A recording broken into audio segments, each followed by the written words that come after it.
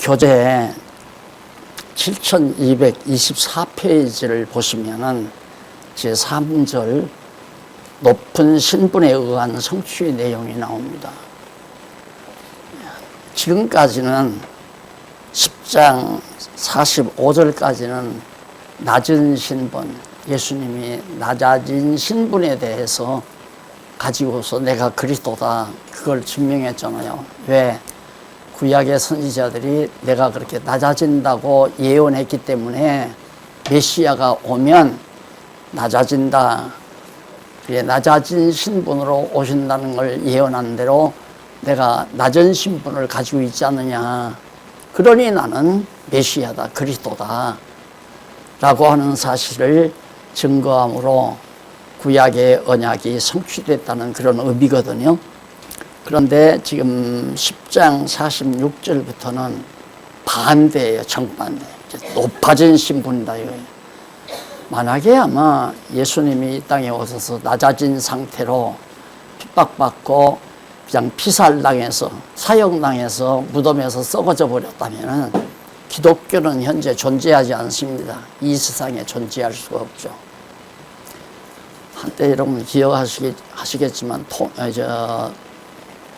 박태선 씨라고 그분이 이제 자기는 죽었다가 다시 부활한다고 그렇게 교인들에게 얘기를 했어요. 자기를 따르는 사람들에게, 교인이라기보다도. 그러니까 그걸 다 믿었단 말입니다.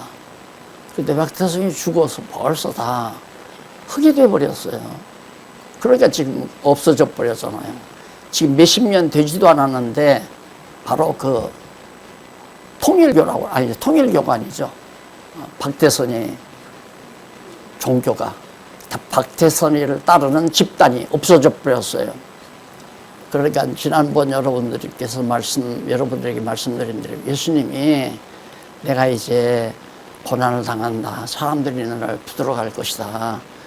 붙들어다가 나를 십자가에 못 박아 죽이면 내가 3일 만에 부활한다. 이렇게 예수님이 미리 예언을 했단 말입니다. 그런데 진짜 예수님이 부활하신 거예요. 그러니까 흩어졌던 제자들이 다시 모여져서 성령의 인도함 따라 예수는 죽었다가 부활했다. 그러니 그분이 그리스도다. 이걸 증거하다 보니까 2000년이 지난 오늘까지 이 기독교가 망하지 않고 계속 전 세계로 퍼져나가잖아요. 그러니까 현재 교회가 존립한다고 하는 장안중앙교회뿐만이 아니잖아요. 조금 미숙하지만 조금 모자라지만 성경은 잘 모르지만 그래도 예수를 그리스도로 믿는 교회들이 온 세상에 전 세계에 다 퍼져나가고 있고 지금도 줄기차게 그 복음을 전하기 위해서 목숨 내대고 선교사로 가서 활동하고 있잖아요. 만약에 예수님이 부활하지 않았다면 기독교는 존재하지 않는다. 따라서 현재 기독교가, 교회가 지싸게 존재한다고 하는 것은 정말 예수님이 죽었다가 부활하셨구나. 이 부활한다는 장면이 이제 높아지는 장면이에요. 죽는다는 장면이 낮아짐의 극치고 높아짐의 극치는 부활해서 승천하시는 하나님 나라에 승천하시는 역사가 높아지심의 역사란 말입니다. 그러니까 전반부는 낮아짐, 죽음에 대한 얘기까지 나오고요. 후반부 10장 40절 오늘부터는 이제 예수님 높아진다.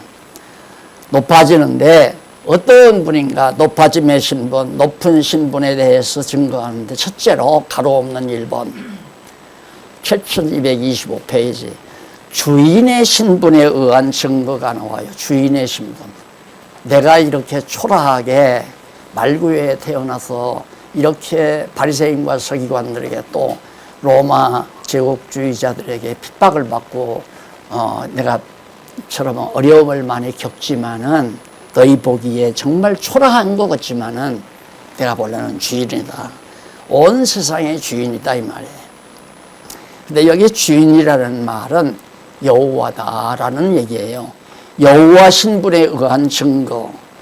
이게 이제 제가 이걸 꼭 집어서 얘기하는 건 이번 아마 11월 달에 교회 동력자 협회 모임을 아마 가지실 것 같더라고요. 대표 장로님 말씀이 그렇게 마음을 먹고 준비를 할까 지금 그런 얘기를 하시더라고요.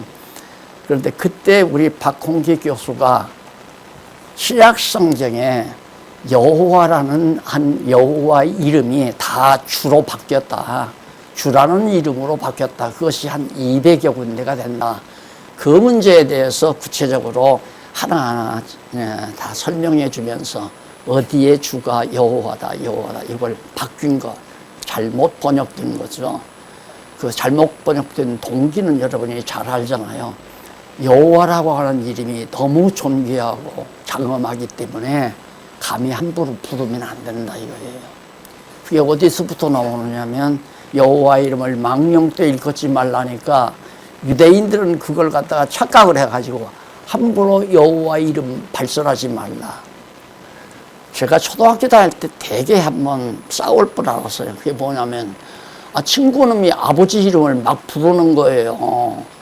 나도 아버지 이름은 잘 안 부르는데 박자, 상자, 근자 이렇게 부르는데 이런 건 마구 부르는 거예요. 그 약 부르잖아요. 아마 다 경험이 있을 거예요. 그런 것처럼 어떻게 하나님의 고유한 이름 여호와의 이름을 함부로 부르느냐. 이래서 안 부르기 시작한 거예요. 그게 안 부르다가 보니까 발음을 잊어버렸어요. 발음 자체를. 모음만 있고 자음이 없어져 버리다 보니까 그게 전승이 안 되니까 그냥 나중에는 예수님 당시에 헬라 말로 그냥 휘리오스라고 그렇게 번역을 했다는 겁니다. 그것이 이제 우리 성경 구절에 성경에 주라는 말로 번역하다 보니까 여호와 이름이 빠진 거예요. 자, 제가 이 문제 때문에 고민을 참 많이 했습니다. 성경을 다 살펴보니까 신구약 성경을 보니까 성경이 결국은 하나님은 여호와이시다.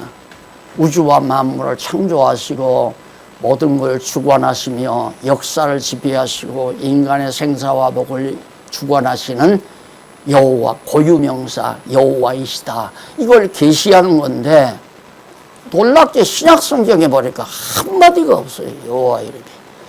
그래서 함부로 그걸 못했어요. 그러면서 계속 쓰다 보니까 신약 성경을 한참 써나가는데도 너무 분명한 거예요. 여호와 계시라는 게. 그런데 신약에서 여호와 이름이 없으니까 참 신기하다. 그래서 간간히 사도들이 인용한 주께서 내 주께 이르시되 이런 얘기를 보니까 구약에 보니까 여호와께서 내 주께 이르시되 이렇게 구약에는 나온다 이 말입니다. 그러니까 신약에 빠졌다는 얘기죠. 그때부터 자꾸만 제가 신약에 빠졌다 해서 이스라엘에 가 있는 선교사로 가 있는 우리 여집사님한테 연락을 좀 했죠. 혹시 유대인들이 사용하는 성경 가운데 여호와 이름이 삽입된 거 있으면 좀 조사해서 좀 보내줄 수 없느냐 그러니까 대충 적어가지고 한 200여 군데가 빠졌다고 그러더라고요. 그래서 어디 빠졌나는 내가 확인을 못하고 계속 써가는 길이니까. 그러자 신약 중간 썼을 때 어떤 후배 대학은 학교는 아니지만 그냥 목사 후배로서 저 충북에 사시는 분이 원어를 참 잘한다고 그러더라고요. 헬라어 히브리어를. 그래서 그는 헬라어 히브리어를 직역을 해서 쉬운 우리나라 말로 번역을 한다는 그 소식을 들었어요. 그래서 그분 한번 모시자. 그래서 목사님들 연구기관에 그분을 한번 모셨어요. 모셔서 제가 강의를 듣고 성실하게 성경을 원문대로 한번 번역하고 싶은 뜨거운 열정 때문에 자기는 일생을 히브리 대학까지 가서 공부를 해가지고 왔다고 그러더라고요. 듣고는 내가 끝나고 나서 목사님 제가 보기에는 신약 성경에 여호와라고 하는 이름이 많이 빠져 있는 것 같은데 나는 전문가가 아니라서 잘 모른다. 어디에서 어떻게 빠지고 어디에서 어떻게 빠졌는지. 그 말을 했더니 제가 한번 살펴보겠습니다 그러더라고요. 그러더니만 제가 2014년도에 요한계시록을 썼는데 그분은 2013년도에 신약성경까지 성경을 직역성경이라고 해서 성경을 발간을 했어요. 그래서 그걸 누가 가져다 주기에 살펴봤더니 한 170여 군데가 되더라고요.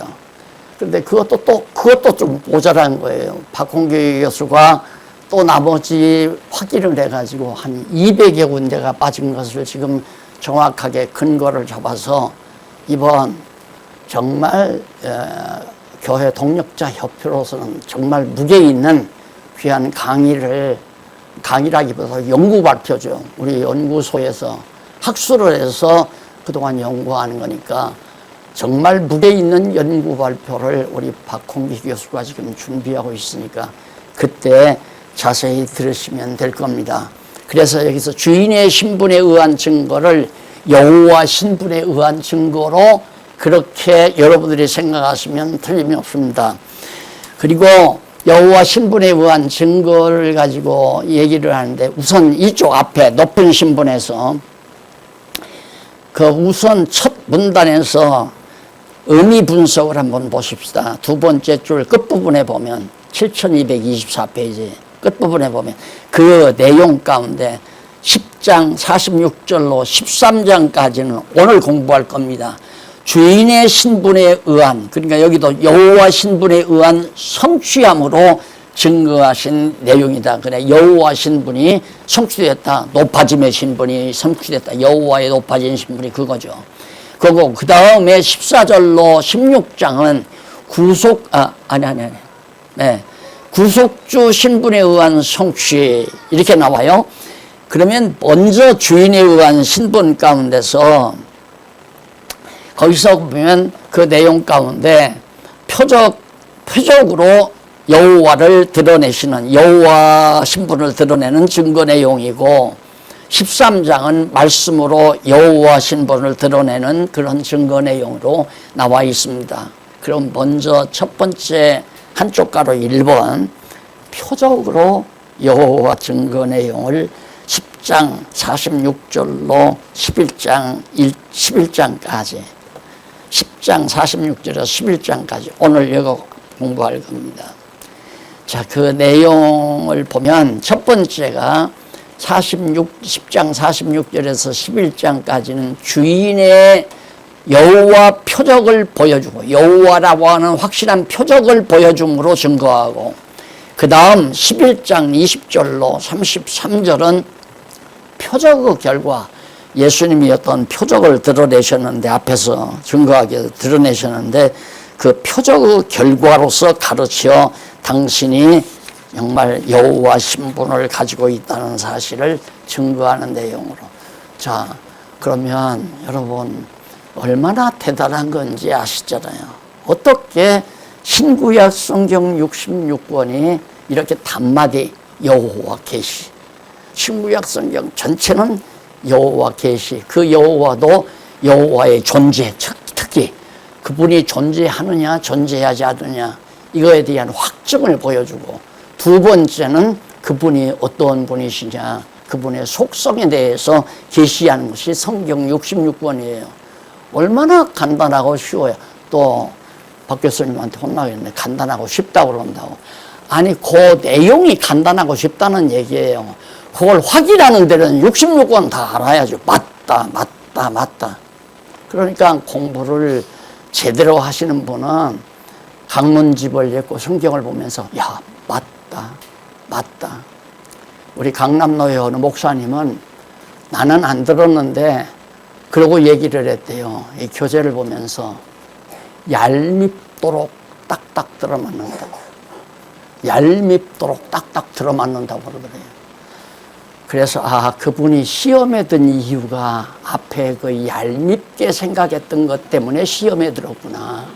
그게 왜 얄미워요? 안 그래요? 질투가 난다 이거죠. 어떻게 이렇게 한 곳이라도 틀려야 되는데 딱 들어맞는다. 뭐라고 얘기하냐면 박 목사가 머리 가지고 와서 미리 왁구를 논리적인 구조를 딱 짜놓고 성경을 우겨서 하나하나 그쪽에다 이렇게 밀었다는 얘기예요. 그러니까 연역적으로 했다는 얘기죠. 아니죠.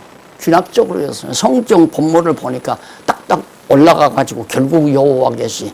어디를 봐도 다 여호와 하나님 계시. 그러니 어떻게 여호와 하나님을 사랑하지 않을 수 있어요?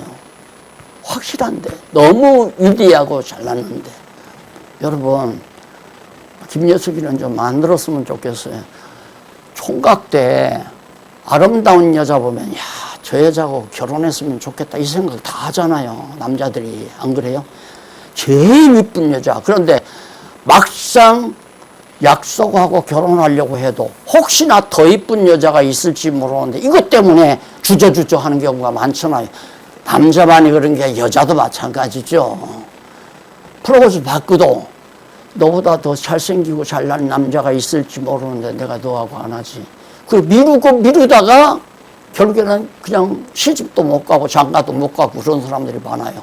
이게 시집 장가 못 간 사람들이 이쁘거나 잘난 사람들이 참 많아요. 그걸 모르니까 그러죠. 자, 그런데 이 세상에 가장 훌륭하고 위대하고 장엄하고 존귀하신 분이 누구냐면 여호와란 말입니다. 여호와와 같은 분은 없잖아요. 절대적이죠. 그런데 그분을 어떻게 사랑해요? 사랑을 안 해요. 알면, 모르면 사랑 안 하죠. 그 문제가 그 뒤에 나오기 때문에 제가 미리 여러분들에게 말씀을 드린 겁니다. 자, 우선 10장 46절로 52절 보면 믿는 소경을 보게 하는 표적으로 주인의 신분을 보여주는 얘기입니다. 여호와의 신분을 보여주는 거예요. 소경을. 갑자기 여리고, 예수님께서 여리고로 이렇게 지나가는 여리고에 이르렀는데 그때 마침 한 무리가 함께 여리고에 나가실 때 거기 이름까지 다 나와요. 디메오의 아들인 소경 거지예요. 거지. 소경이니까 거지죠. 소경이 거지가 아니라 지금은 소경도 거지가 아니지만 또 비하했다고 또 누가 전화할지 모르니까 그 당시는 눈이 안 보이니까 거지 노릇할 수밖에 없잖아요. 그 바디메오라고 하는 사람이 길가에 있다가 나사렛 예수여, 예수를 불러요. 나사렛에서 태어난 예수란 말을 듣고는 소리를 높이 지릅니다. 뭐라고? 다윗의 자손이여 나를 불쌍히 여기소서. 다윗의 자손이여 나를 불쌍히 여기소서. 이게 소경이지만은 귀가 있어서 들었기 때문에 메시아는 장차 메시아는 여호와가 다윗의 자손으로 인간의 몸을 입고 온다는 사실을 알고 있었단 말입니다. 그러니까 메시아 예수가 하나님 여호와께서 당신이 살아있음을 우리에게 확증해 주기 위해서 인간의 몸을 입고 이 땅에 오신다는 것이 구약 성경의 약속 언약 아니에요. 그 언약대로 다윗의 자손으로 예수가 이 땅에 왔단 말입니다. 그 마태복음 1장 1절 이하에 나오잖아요. 아브라함과 다윗의 자손 예수 그리스도의 세계라. 그 성경 구절 때문에 제가 성경에 눈을 뜨게 된 거 아니에요. 아브라함과 다윗의 자손 하니까 와, 아브라함은 창세기 12장이 나오고 다윗은 사무엘 하에 나오는데 야, 성경을 구약 성경을 관통해 버리네. 그 뒤에 족보들을 보니까 구약 성경 쭉 나와요. 그리고는 예수가 아니라 하고 이제 신약이 시작된단 말입니다. 하하, 이게 놀라운 진리로구나. 이게 마태복음 1장 1절에서 눈 뜨고 성경을 보게 된 거거든요. 그러니까 이 소경도 메시아가 왔다면 다윗의 자손이 분명한데 저분이 예수가 나타났다 그러니까 다윗의 자손이요 하고 고함을 지는 겁니다. 뭐라고? 나를 불쌍히 여기소서. 많은 사람들이 이 소경이 거지 같은 인간이 이렇게 예수님을 갖다가 함부로 불러대고 난리야. 조용해! 하고 말리니까 예수님이 그 누구냐 한번 불러드려. 보고 싶다. 만나고 싶다 해서 예수님 불러다가 널 뭘 해주기를 원하느냐. 눈 뜨기를 원하나이다. 내 믿음대로 된다. 떠버렸잖아요. 그리고 눈 떠가지고 바로 그 바디메오가 예수를 쫓게 됐다 이 말입니다. 자, 그러면 이것도 이미 구약 성경 예수님 오시기 전 700여 년 전에 8세기 전에 이사야 선지자가 메시아가 오면 소경이 눈을 뜨고 메시아가 와서 소경의 눈을 띄운다 이 말이에요. 그러면 예수님이 무엇 때문에 제자들이 야 저리 가라 거지가 어디 감히 우리 선생님 곁으로 와 하고 하는데 내 앞으로 불러들여라. 왜? 당신이 표적을 통해서 어떤 표적? 저 소경의 눈을 띄워줌으로 말미암아 내가 여호와의 신분을 가지고 있다는 것을 증거해 줘야 되겠다. 얼마나 귀한 사건이에요. 그런데 이걸 못 본단 말입니다. 성경학자들이. 이런 사건을 못 보고는 성경에 줄거리가 없다는 거죠. 내가 보니까 이렇게 파트별로 보면 볼수록 전부 여호와로 직결해요. 여호와라는. 그러니까 단일 주제가 나오는 거 아니에요. 제가 항상 이럴 때마다 이런 강의할 때마다 생각나. 초등학교 다닐 때 국어 시간에는 국어 선생님이 좀 두툼하게 그렇게 생겼어요. 그 선생님이 담임선생님이 숙제를 내면 전체 대강을 적어보라 그래요. 전체 대강. 의좋은 형제면 의좋은 형제 그 내용을 다 읽고 전체 대강을 요약해서 정리해와라. 항상 100점 맞았어요. 항상. 그걸 왜 자랑하려고 그런 게 아니라 하나님께서 이렇게 요약 정리할 수 있는 두뇌를 나에게 주셨구나. 한 번도 100점을 안 맞아본 적이 없어요. 그 선생님한테. 그러니까 성경 66권 이렇게 두꺼운데 이렇게 많은 66권 이 두꺼운 성경 이것을 한마디로 여호와 계시 이렇게 요약한다는 것은 이건 제주를 12번 들어도 안 되잖아요. 인간의 머리로 불가능한 거예요. 그러니까 성경학자들이 다 제 소리 하는 거예요. 뻐꾸기는 뻐꾸기 소리, 참새는 참새 소리, 기러기는 기러기 소리. 그런 예수 믿는 성도들은 뭐가 뭔지 알 수가 없죠. 교회 오래 다니는 사람일수록 타성해져요. 아이고 목사님 그만하세요. 다 알아요. 뭐 정리가 안 되는 거 간단하게 끝내서 이러고 말지 뭘 올바르게 뭘 찾아서 믿어보겠다는 그런 생각을 대부분은 못 가지고 있어요. 다 각자 다르니까. 목사 100명을 모셔다가 100명 모시고 이걸 가리키면 이걸 전하라고 하면 다 달라요. 다. 목사님마다. 함부로 사람을 무시하지 말아라. 거기에다 포인트 맞춰서 설교하면 설교가 될 거 아니에요? 인간은 다 동등하다. 거지라고 해서 무시하면 안 된다. 거지 바디메오를 무시했으면 하나님의 기적을 못 봤다. 맞잖아요. 그러니까 그런가 보다. 사람 무시하지 말아야 되겠구나. 이런 교훈을 받고 만다 이 말입니다. 진짜 받아야 될 참 교훈은 못 받고 그 다음 넘어가서 나귀 새끼를 타고 가요. 갑자기. 그 일이 끝났는데 소경 고쳤지. 소경 고치고 나서 나귀 새끼 타고 예루살렘으로 올라가지. 그러니 이게 논리가 잡히겠어요? 죽어도 제주를 12번 넘어도 논리가 안 잡히죠. 전체 대강을 잡으려면 논리를 잡아야 되고 전체 대강 다음에 주제를 잡으려면 더더군다나 논리가 분명해야 되잖아요. 그런데 아니 소경 고치는 거하고 낙수새끼 타고 예루살렘에 올라가서 나무 저주에서 무화과나무 저주에서 죽이는 거하고 무슨 상관이 있어요. 그러니까 답답하죠. 그래서 한국에서 기독교를 가장 현란하게 비판하는 머리 빡빡 깎으신 분이 있어요. 돌이라든가 발덩어리라든가 하는 사람 있잖아요. 그 사람이 뭐라고 하냐면 무슨 성경이 하나님 말씀이냐 이거야. 그 제자놈들이 뭐 주 선생 위대하다고 축제시키기 위해서 기억나는 대로 다 짓거린 거다 이거지.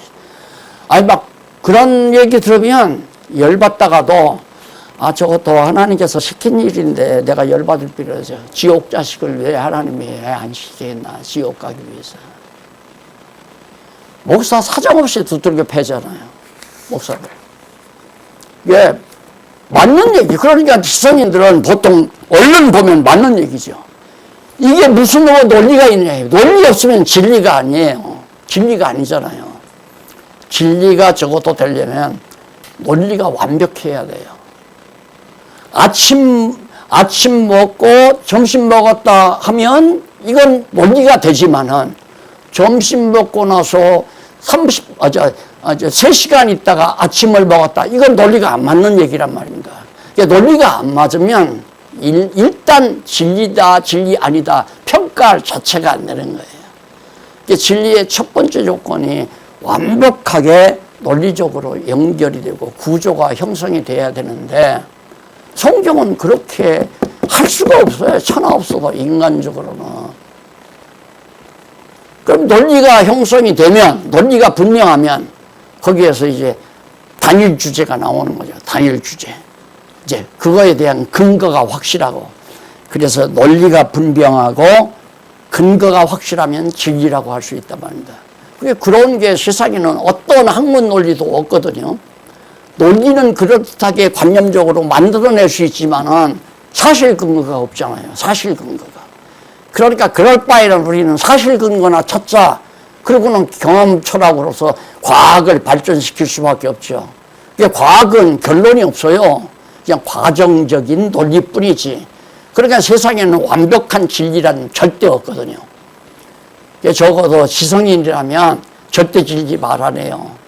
나처럼 이렇게 얘기하면 저 무식해서 그런다고 하죠. 내가 무식해서 그런다고. 왜? 너무도 분명한, 세상에 이런 진리가 어디 있어요.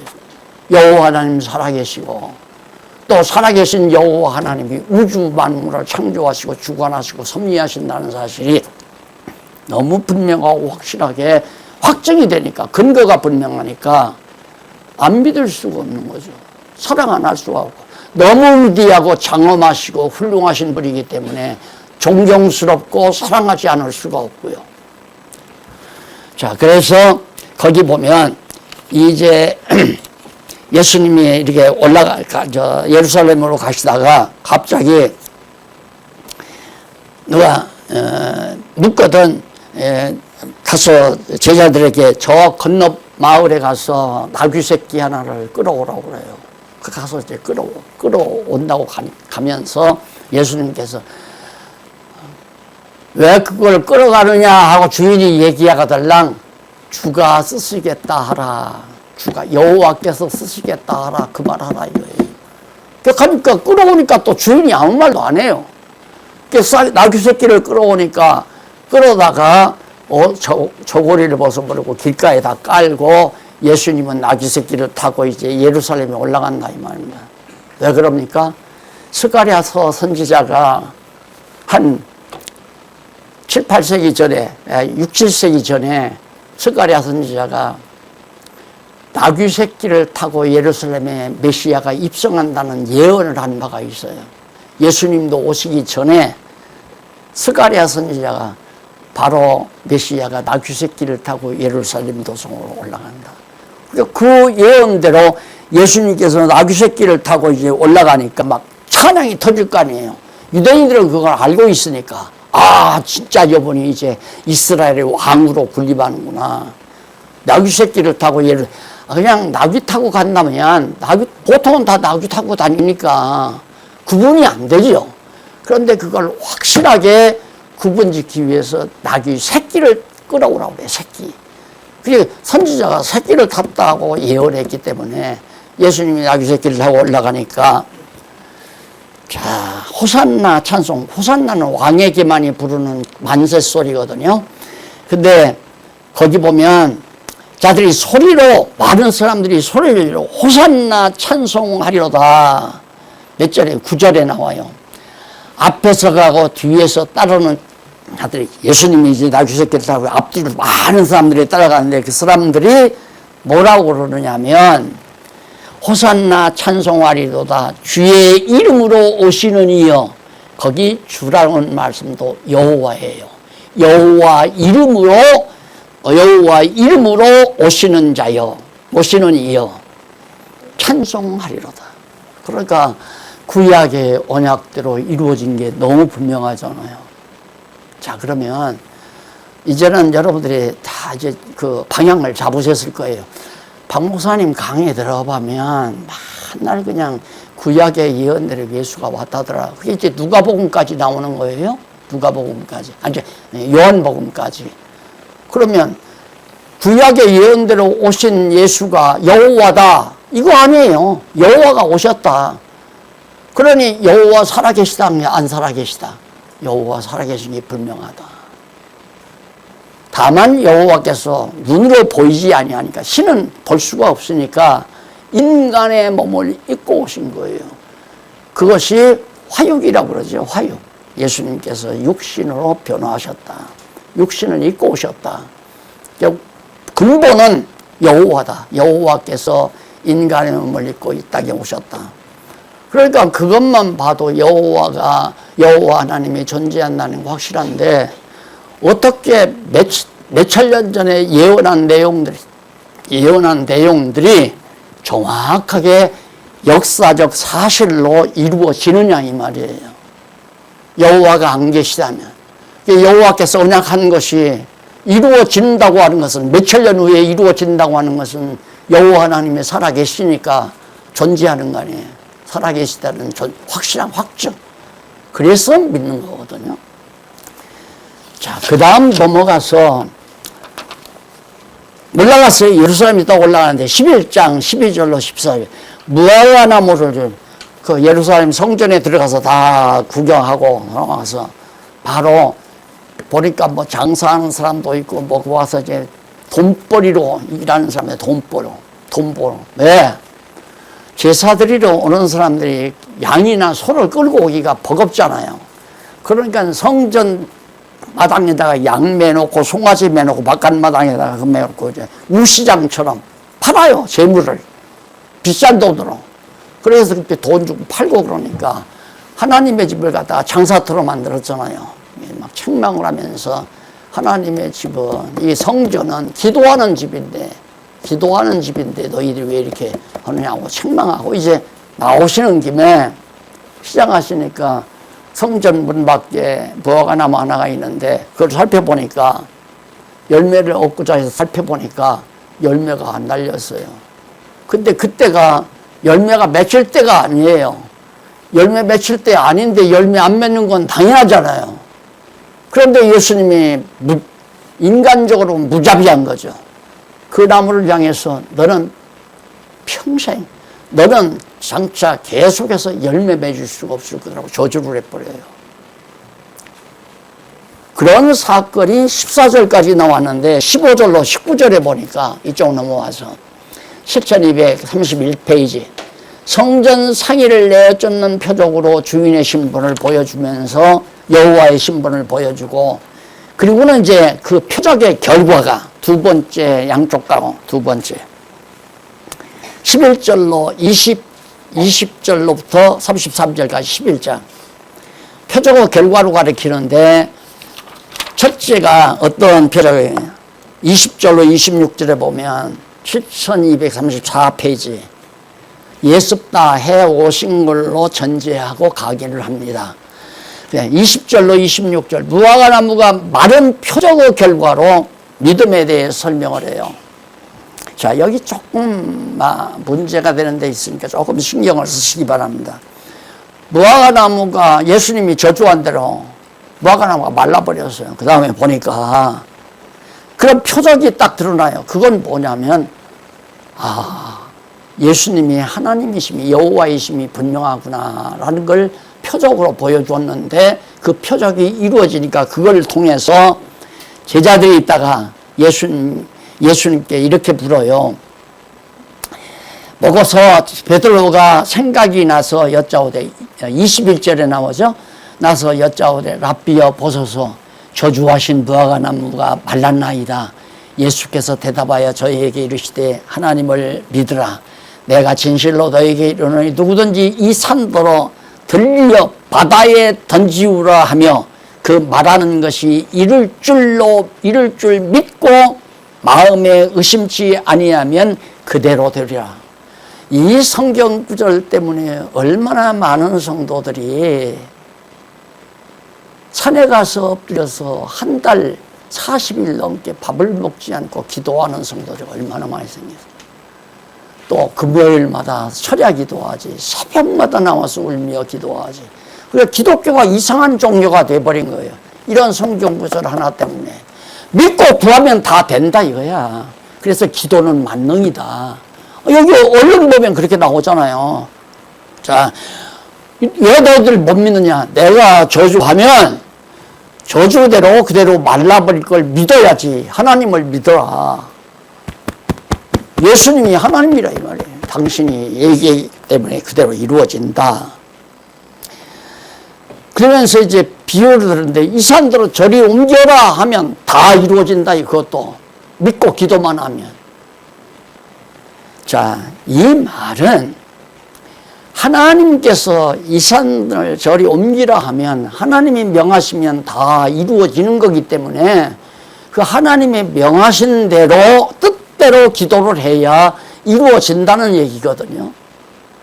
그런데 정말 하나님 앞에 40일 금식 기도하면 안 이루어지는 것이 없다고 그렇게 얘기를 하고 성도들이 와서 신앙상담을 하면 지금 정말 사업자금이 5천만 원이 필요한데 지금 한 푼이 없어서 갑자기 돈이 다 없어져 가지고 잘못하면 뷰들에게 생겼습니다.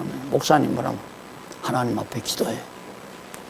그냥 금식하면서 또 하나님 앞에 정말 사업 잘 되게 해서 부강하게 되시면 사업이 잘 되면 11조 절대 안 떼먹고 잘 내겠다고 하나님 앞에 서약하면서 기도해라. 며칠이나 할까요? 한번 보름만 해봐. 보름하고는 안 되니까 또 가서 물어요. 보름 동안 이렇게 막 울면서 두 부부가 같이 기도해도 안 이루어져요. 그러면 하나님 앞에 약속을 해. 11조를 꼭 내겠는데 한 달에 예를 들어서 5천만 원 벌기를 원하면 500만 원 11조를 꼭 내겠습니다 하는 확증으로 빚어다가 500만 원 11조 내라. 그리고 또 빚어다가 500만 원을 내라니까 빚이 더 늘어나잖아요. 그런 어느 여집사가 나한테 와서 상담을 요구해요. 우리 목사님한테 하니까 그렇게 얘기하는데 내가 도저히 감당할 수 없어서 소문을 들으니까 목사님이 성경을 잘 가르친다고 해서 상담하러 왔습니다. 걱정하지 마세요. 그거 안 내도 됩니다. 그렇게 안 해도 어차피 하나님께서 망하게 해서 집사님을 더 유리하게 할 수도 있고 흥하게 해서 집사님을 더 나쁘게 할 수도 있는 거고 잘 되고 못 되는 것에 대해서 너무 신경 쓰지 말고 하나님의 뜻이 어디 있는가를 잘 살피면서 망하거나 흥하거나 오직 하나님의 뜻대로 된다는 것을 믿고 마음의 평안을 얻으십시오. 그걸 보냈어요.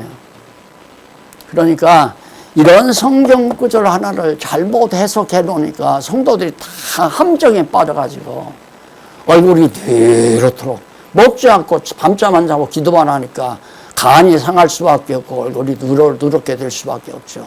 여러분 얼굴을 다 박잖아요. 오얗고 다 밟구만. 왜? 새벽 기도 안 하니까. 철학 기도도 안 하잖아요. 금식 기도도 안 하잖아요. 법은 알아요. 어느 신문사 여자 기자가 왔는데 나한테 와서 이것저것 물어요. 그러면 아이고 집사님 참 기도 생활 열심히 하시네요. 그랬더니만 아이고 목사님 그걸 어떻게 하세요? 알죠. 보면 알아요. 예. 속으로 당신 얼굴 핏빛 보면 알아. 기도를 많이 하는지 안 하는지. 누렇게 뜨지요. 못 먹고 애간장 녹게. 믿습니다. 주여 믿습니다. 이게 얼마나 애간장 녹이는 거예요. 애간장 녹으면 얼굴이 누렇게 떠요. 평안함이 없고. 그런데 그 밑에가 또 중요하죠. 믿고 마음에 의심치 아니하면 그대로 되리라. 그 하나님의 뜻대로 구하면 의심할 필요 없죠. 그럼 하나님의 뜻을 어떻게 알아요? 성경 모르면 모르잖아요. 성경 모르면. 오늘 또 어느 목사님이 나한테 글귀 하나를 보내가지고 이 칼럼에 대해서 좀 평을 해줬으면 좋겠습니다. 그래요. 그래서 한국 역사를 쭉 하면서 한국이 오늘날 이렇게 잘 된 것은 미국 선교사들이 와서 선교를 해서 병원을 세우고 학교를 세우고 쭉 살아서요. 그래서 내가 아직 이제 답장을 안 보내는데 보내려고 그러거든요. 그건 다 도구로 쓰임받은 거예요. 여러분, 다 해서 경제발전이 경제 대국으로 10위권에 올라갔다 이거예요. 이건 정말 영혼을 병들게 하기 위한 하나님의 작전이에요. 부자가 된다고 하는 것은 영혼이 죽는 거나 같은 거란 말입니다. 솔로몬 보세요. 솔로몬에게 돈을 안 줬으면 절대 솔로몬이 어리석은 짓 안 했죠. 또 애굽에서 나올 때 황금 덩어리 안 가지고 나왔으면, 광야에서 황금 덩어리 없으면 어떻게 우상 안 만들잖아요. 황금 덩어리가 주니까 그거 갖고 우상 만들어 놓고 광야에 나와서 하나님이 다 구출했는데도 하나님 잊어버리고. 이제 돈은 좋고도 나쁘고요. 그래서 나는 항상 자녀들에게, 야, 돈은 무조건 벌려고 하지 말아라. 성경을 잘 깨닫고 나면, 야, 이런 일이 아름답고 이런 일은 하나님 앞에서 하고 싶다고 하는 소원이 생기거든요. 이 일을 하는 데는 돈이 필요하니까 여건이 된 대로 열심히 전략해서 벌고 저축하고 노력해라. 이런 식으로. 그러니까 돈은 후발이지 선발이 아니에요. 그 선발은 내가 얘기하잖아요. 저 장안동서 설교할 때 근데 노새를 그려놓고 미국 땅을 개척할 때 청교도들이 노새에다가 이렇게 나무떼기 하나 딱 가로질러 놓고 거기다 강냉이 자루를 옥수수 한 자루를 매달아놔요. 그러면 이 노새가 아무리 땅을 묵은 땅을 가지하니까 얼마나 딱딱해요. 노새가 열심히 끌어야 되는데 전기를. 그게 노새가 그 강냉이를 보고 열심히 끌어간다. 온종일 달리고 달려도 강냉이는 입으로 안 들어가잖아요. 예, 돈 보고 돈을 앞세워서 사는 사람은 노새와 같은 인생이라는 얘기예요. 예, 내가 하나님의 뜻을 발견하고 성경에서 야, 정말 가치 있는 일이다. 이거야말로 진짜 가치 있는 일이다. 성경을 보니까 그 일을 하고자 하는 소원이 올 때는 할 수 있도록 하나님께서 여건을 줘요. 환경을 준단 말입니다. 돈 벌 수 있는 환경도 주고 점점 저축할 수 있는 힘도 생기게 되고, 그래서 그걸 가지고 그 일을 해나가기 위한 거죠. 돈을 무조건 나쁘다고 생각하는 게 아니라 돈을 앞세우는 건 타락을 징조로 하는 거다. 보세요. 이렇게 나라가 10위권 경제대국이 되니까 교회가 다 망해 들어가잖아요. 교회가 다 망해. 왜?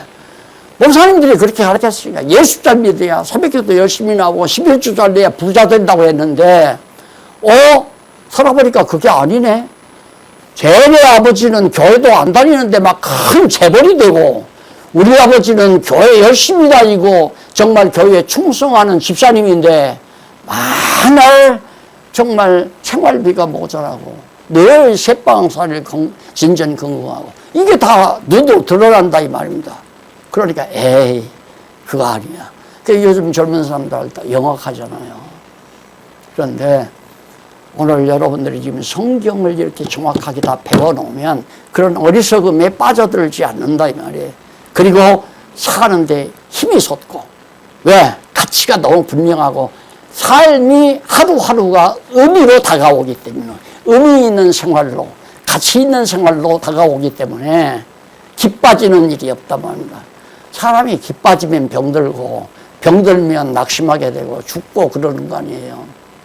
기가 산다고 하는 것은 성경 말씀을 진리를 깨닫고 가장 가치로운 일을 발견하고 가치로운 대상을 발견할 때 그게 가능한 거라 이 말입니다. 그래서 그 밑에 보면은 그리하면 너희에게 그대로 되리라 그러면서 25절 서서 기도할 때 아무에게나 혐의가 있거든 용서하라. 그리하여야 하늘에 계신 너희 아버지도 너희 허물을 사하여 주시리라.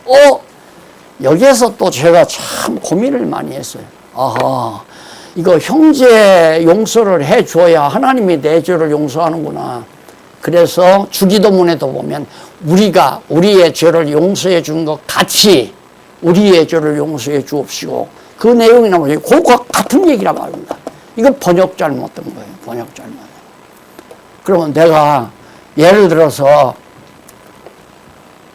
심장로님이 심자님한테 내가 거짓말을 했어요. 거짓말을 하고 나 정말 이 돈이 없으니까 좀 장로님 내가 일주일에 갚을 테니까 5만 원만 빌려주세요. 딱 빌려줬는데 모른 척하고 싹 덮었다 이 말입니다. 얼마 지나서 장로님이 딱 아니 목사님 그 5만 원 그때 가져가셨는데 그러니까 예? 나 가져간 일 없는데요? 근데 장로님이 그걸 용서해 줬어요 나를. 아 목사님 복잡하니까 아마 그런가 보다 하고 용서해 줬어요. 그러면 장로님 죄 하나님이 다 용서해 주나요? 죄는 그리스도의 대속 이후에는 용서를 받을 수가 없어요. 그런데 이렇게 성경을 잘못 번역한 문제는 이쪽 7235페이지 다 쉽게 다 이해하도록 써드렸으니까 하단부터 잘 읽어보시면 정확하게 나옵니다. 그 다음 11장 27절부터 33절 여러 가지 표적을 행하신 권세의 출처를 숨깁니다.